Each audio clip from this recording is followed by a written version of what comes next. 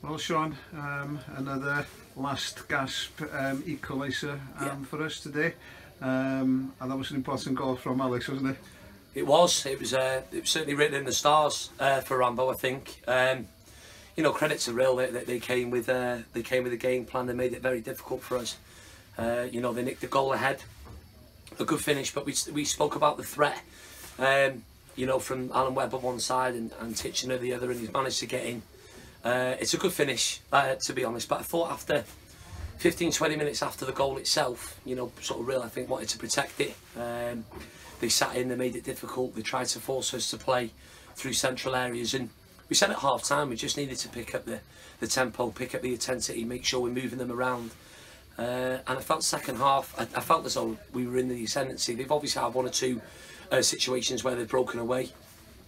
We maybe rode our luck at times, but yeah, I mean, it's another situation of sort of that never say die attitude. We've had a couple of incidents there where we put things on their keeper. He's handled everything really well, to be fair. I think Brookie's had a shot and it's actually come off one of our players when it was destined to go in. And then obviously we chuck Rambo forward, and Rambo shows us sort of forwards how it's done. So yeah, 1-1 against a very well drilled side there in Rhyl. And we'll be happy with a point considering everything. Yeah. Did you feel, did you feel it was going to be one of those matches, Sean, where we probably had a bit more possession, yeah, but couldn't create many chances, so it needed something sort of outside the ordinary, didn't it? I think it did, absolutely, yeah. It needed like a 25-30 yard screamer. It needed, I don't know, one of the biggest own goals or deflections like you've ever seen, just something like that. But sometimes, you know, you can stand there as a manager and as a coach and you sort of look into the heavens and you're thinking, yeah, it probably is going to be one of them days, because we're knocking on the door, we're getting into good areas, you know, balls might be running out of play, or they might be under hit, they might be over hit, and what you sort of don't want to happen is players to get on each other's back. But I thought, credit to my lads today, we kept going and we chopped and changed the shape a little bit, we chopped and changed bodies in and around certain areas, and we kept at it. And you just have that inkling, you know, it happened at Denby last week and obviously it's happened today. You know, it's a message to the league. You know, if they get ahead, we'll go right to the end whistle, and you know, you've got to be sort of like switched on. Obviously, it's caution to the wind, throwing caution to the wind there with Rambo, but I don't think there'd be a team that probably wouldn't do the same as us there. And we've come away with another point. And like I said before, considering we had 3 of our sort of regular starters out, Clive has completed 90 minutes today on painkillers. Kev has done exactly the same on painkillers. We've lost Chrissy, unfortunately. You know, that's been a bit of a problem for him the last couple of weeks, but he's given his thigh a bit of a yank. But we'll monitor that. You know, the togetherness and the spirit of the lads I can't fault. And like I said, I thought Connor and Matt had their side well drilled today, and eventually, after knocking on the door, we finally battered it down.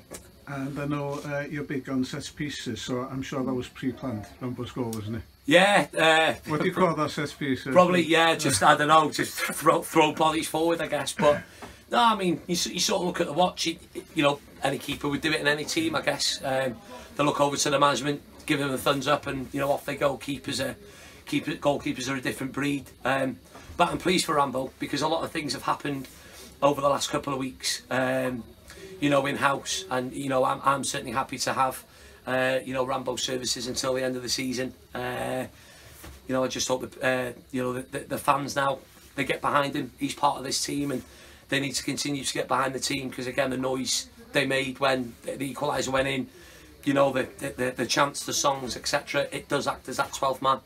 So yeah, I hope that's Billy organises the coach, and we get up to Flint next week.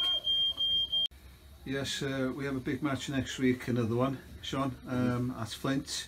Will all the players be available for you for that match?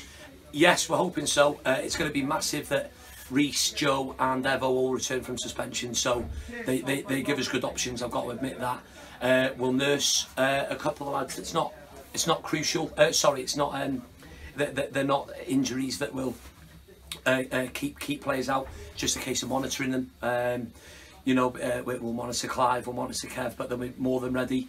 The good news that we had was Darren Thomas is making good progress in his recovery as well. And I think a little bit of it is obviously the mental side as well. You know, we've been without Darren now for just over 2 months, and you know, obviously a few people are asking if there's any more ins coming in, you know, within the transfer thing. But Darren's going to be a new lease of life. He's going to pick the changing room up. He's going to pick the fans up, and he's so close to a recovery now. So we're not going to force it through. You know, we've got Flint next week. Again, another big test. I've got a lot of respect for Rhyl and Aidan and the boys up there. It's a club that I like going to. You know, always a good welcome, always a sort of lively crowd as well. And you know, it'd be good to see Brum as well. You know, he's part of the furniture up there.